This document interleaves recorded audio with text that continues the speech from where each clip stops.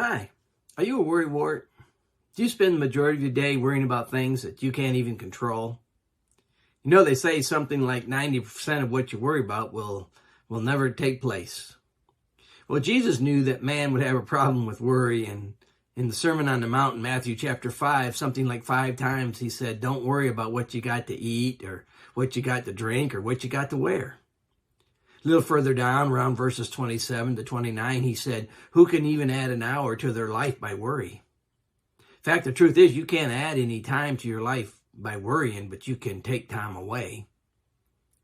And then in there, Jesus gave some examples of why you shouldn't worry. He said, look at the lilies of the valley and the birds, how God takes care of them. And you know, if God created you in his image, that kind of puts you above them. And if God sent his son to save you as he did, well, that makes you and me pretty special. And then he hits the nail on the head. He says, you see, here's the problem. You're looking with your earthly eyes and you're storing up treasures and worrying about things that you'll never take with you after this life. They will destroy one day. You will leave them behind. You can fill the hearse up with all you want, but they're not going with you. He says you need to be looking with your spiritual eyes. You ought to be storing up things that last forever in heaven.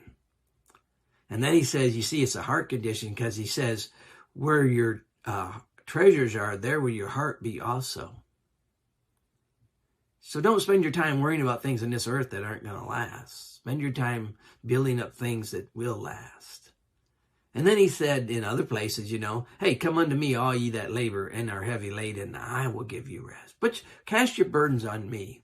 I want to ask you something this morning for just a moment. Will you ask God to carry your burdens, to lighten your day a little bit, and then watch him go to work? And this is Jesse Walker with the Glenwood Church of Christ.